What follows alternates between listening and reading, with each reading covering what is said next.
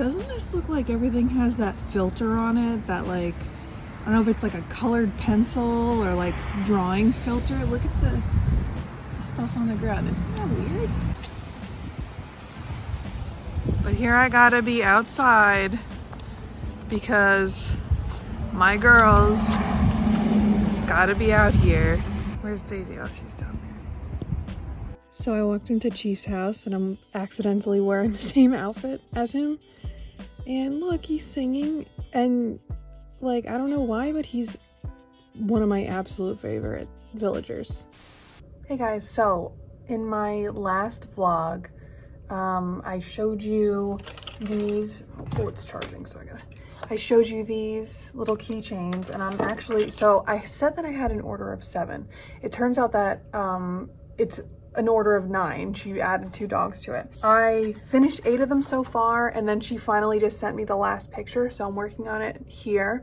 So you can see this is the size that they start out as. So I'm just working on coloring this in, but you can kind of see, you know, the size difference. So this one was roughly this size. I try and measure them all to be pretty much the same.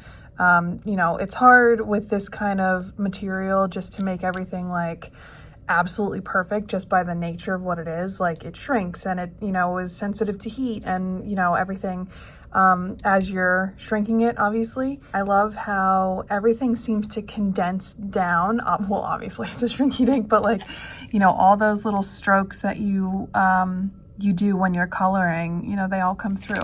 Here's the one I did for Daisy. You know, they all come through. Obviously they're really, really tiny. So I'm just getting ready to wrap up this order of 9 keychains. So I'm just taping the back down so that they can, you know, I don't want the fronts to get scratched. So they're all gonna go off to their new homes. And then also today I'm gonna finish up this painting. It's pretty big. It's 18 by 24. She's local, she's coming to pick it up, so that's good. But I have to do this dog and like the paw here, maybe a couple other things that I want to, I don't know, like polish off. But yeah, this one took longer than I expected.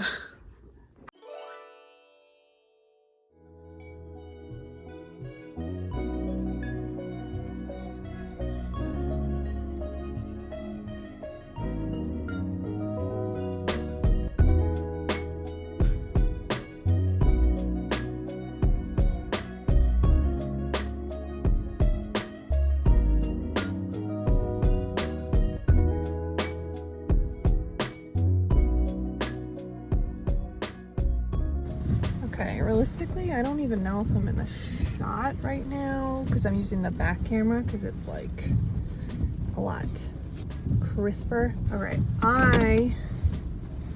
it's raining, it's disgusting, I'm sweating, I have to pee so bad.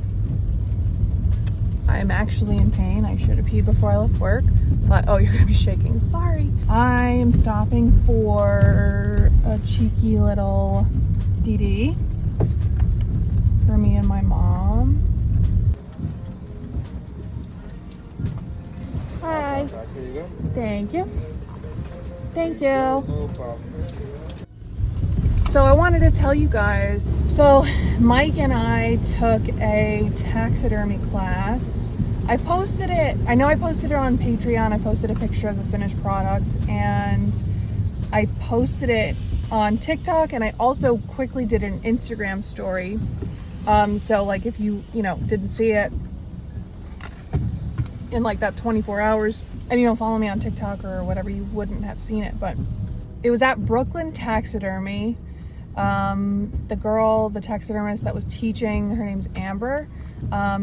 She was really cool. I actually saw her and I got the flyer at the Oddities flea market that was in the city back in December. Is this person coming over? Because you're very close to the line and you don't have a blinker on. I posted that this was something that I had wanted to do for a long time, but I was afraid to do it, specifically just because of the nature of like my intrusive thoughts and the things that I'm afraid of. Because cutting open an animal, be it, you know, granted a dead animal that like did not die for the purposes of this class. It was a feeder rat that, what are we doing? We buy them already like frozen, so they're already dead.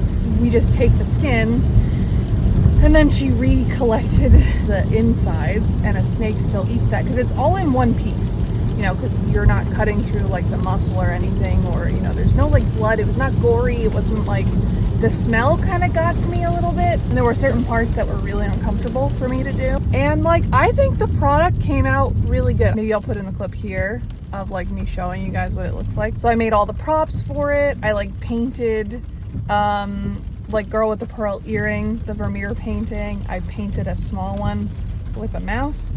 I like made like a card table with playing cards, and like a thimble, and matchsticks for like brushes, and a cup of like dirty water for painting, and a couple other things, like things that I got and then distressed, or like made them look used from like, they're like dollhouse props, so I got them, like the easel, and like a box of paint and a palette and stuff.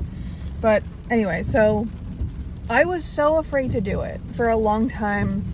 After my OCD came on very strongly, I was afraid to acknowledge that like I had interests that were like morbid, or it was to the point, like at one time, it was to the point that I couldn't listen to songs that had like specific bad words. So bad words meaning like kill, you know, anything like that. Like I couldn't listen to a song. There was like a whole like part of just my life and things that were not relevant to anything, but my OCD like made links there. Like I couldn't wear specific colors that were bad. So forget like horror movies or books, or like I couldn't even watch the news. Like I couldn't do like normal things that were going to be like triggering. God forbid there was like, well, I live in America, so there's always something about a shooting. Then it would send me into this spiral. And like I learned, you know, in ERP when I was actively doing therapy with a therapist, it was like I had to acknowledge to myself, like I have free will and I can do whatever I want. So anyway, long tangent, I'm going in a circle here. But I just wanted to say I was afraid to do it, and I did it anyway, and it turned out fine. I survived. I didn't go off the deep end, and I'm trying more actively in my life sometimes to like work in these things that I still am avoidant of. Like it's been years, it's almost been a decade, and I'm still avoidant of many things. And I can pretend that like, yeah, it's fine, or like, but it's still restrictive, and there's still things that I like am avoiding doing, or, you know, just subjects that I'm avoiding talking about, activities that I'm avoiding like trying or whatever. And this was one of them. Taxidermy, it's like an old thing. It's like, you know, been around forever. Like there's nothing inherently bad, as my OCD would put it. There's nothing inherently bad about it, but it was still labeled as a bad thing. And I did it. And I think actually, to talk about my finished product, I think it came out pretty good. Honestly, I think mine came out pretty good. Mike did, he manhandled it and broke the leg off of his, but they fixed it and it was fine. But otherwise, I think he enjoyed it too. Overall, I thought that was a big success in more ways than one.